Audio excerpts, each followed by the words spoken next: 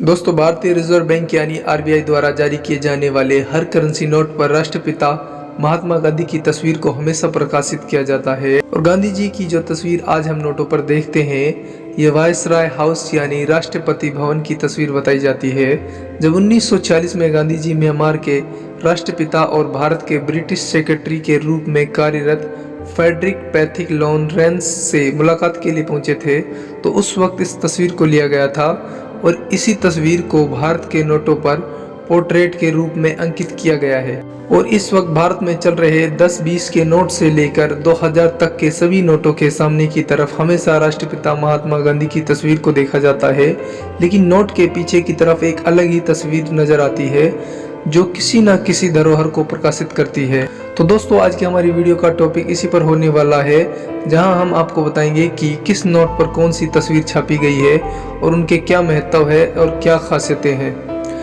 और अगर आप इस तरह की वीडियोस देखना पसंद करते हैं तो आप हमारे यूट्यूब चैनल वर्ल्ड फैक्ट को सब्सक्राइब करें, ताकि हमारे हर वीडियो की नोटिफिकेशन आपको टाइम पर मिल जाए। तो आपका ज़्यादा समय ना लेते हुए हम चलते हैं सीधे हमारे वीडियो की तरफ।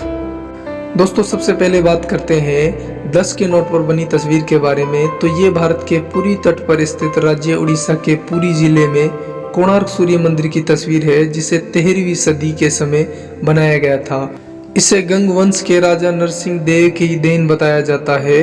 और हिंदुओं में बेहद प्रसिद्ध इस मंदिर में हर साल फरवरी के महीने में चंद्रभाग नाम से एक मेला लगता है, जहां हजारों श्रद्धालु एकत्र होते हैं। और इस मंदिर को 1984 में यूनेस्को द्वारा विश्व धरोहरों में शामिल किया गया था। और दोस्तों, 20 के नोट पर जो तस्वीर है वो महाराष्ट्र के औरंगाबाद जिले में स्थित एलोरा की गुफाओं की तस्वीर है, जिसे बेसाल्ट चट्टानों को काटकर बनाया गया है। यहाँ 100 से भी ज्यादा गुफाएं हैं, जिनमें से सिर्फ 34 गुफाओं में ही लोगों को जाने की इजाजत है। और इनमें 1 से 12 तक बौद्ध गुफाएं हैं और 13 से 29 तक पूरी 17 गुफाएं हिंदुओं की हैं और 30 से 34 तक 5 गुफाएं जैनों की हैं, जिसमें से हिंदू और बौद्ध गुफाओं को एलोरा के अंदर राष्ट्रकूट वंश के काल में बनाया गया था। और उसके बाद यादव वंश के काल में यहाँ जैन गुफाओं का निर्माण किया गया था। और दोस्तों, मैंने अभी बात की थी बेसाल्ट चट्टानों की। तो दोस्तों, जब कोई ज्वालामुखी फटता है तो उससे जो लावा निकल कर जमता है उसी को बेसाल्ट कहते हैं। और यूनेस्को द्वारा एलोरा की गुफाओं को विश्व धरोहरों के रूप में मान्यता दी गई है। और दोस्तों, 50 के नोट पर जो तस्वीर बनी है वो कर्नाटक के हम्पी में स्थित विठल मंदिर परिषद के अंदर एक पत्थर से बनी हुई रथ की तस्वीर है। इस मंदिर का निर्माण 16वीं शताब्दी में किया गया था। विजयनगर के कृष्णदेवराय के आदेश पर इस मंदिर को बनवाया गया था और पूरे देश में इसे हम्पी के रथ के नाम से जाना जाता है। और इसे वर्ष 1946 में यूनेस्को द्वारा विश्व धरोहरों के रूप में मान्यता दी गई है। और दोस्तों, 100 के नोट पर जो तस्वीर बनी है इसका नाम रानी की बाव है। ये गुजरात के गांव पाटन में सरस्वती नदी के किनारे बनी हुई है। दोस्तों, इस बाव को 11वीं सदी में सोलंकी साम्राज्य के समय बनाया गया था, जिसके अंदर नक्काशीदार खंबे और दीवारों पर 800 से अधिक मूर्तियां बनाई हुई हैं। इस धरोहर को सबसे पुरानी बावड़ियों में से एक माना जाता है और इसे रानी की बाव को यूनेस्को द्वारा विश्व धरोहरों में भी शामिल किया गया है। और दोस्तों, 200 के नोट पर जो तस्वीर बनी है उसका नाम सांची स्तूप है। ये स्तूप मध्य प्रदेश के सांची में स्थित है, जो बौद्ध धर्म का ऐतिहासिक धरोहर है। इसे भारत की सबसे पुरानी प्रस्तर रचनाओं में शुमार किया जाता है, जिसे राजा अशोक सम्राट ने 3वीं शताब्दी के दौरान बनवाया था।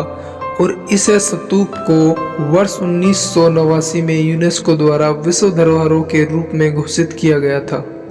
और दोस्तों, अब तक जिन जगहों के बारे में मैंने आपको बताया था, हो सकता है आपको इनके बारे में जानकारी ना हो, लेकिन 500 के नोट पर जो तस्वीर है उसके बारे में तो आपको जरूर जानकारी होगी।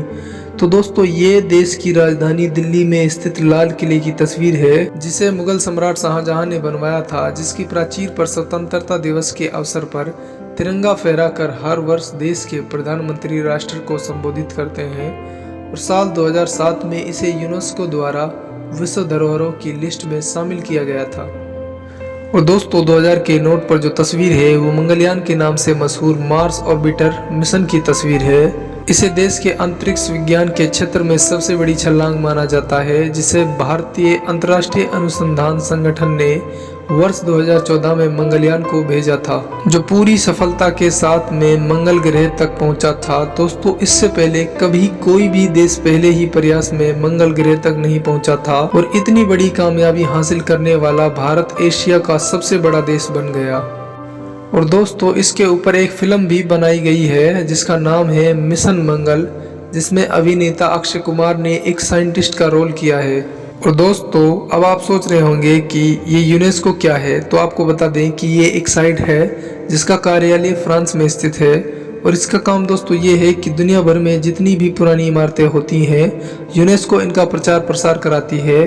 और अगर एक बार कोई इमारत यूनेस्को द्वारा विश्व धरोहरों में शामिल हो जाए तो उसे दुनिया भर में एक अलग ही पहचान मिलती है, जिससे लोगों के मन में उसे देखने की इच्छा होती है और दुनिया भर से लोग इसे देखने के लिए आते हैं, जिससे उस देश में टूरिज्म बढ़ जाता है।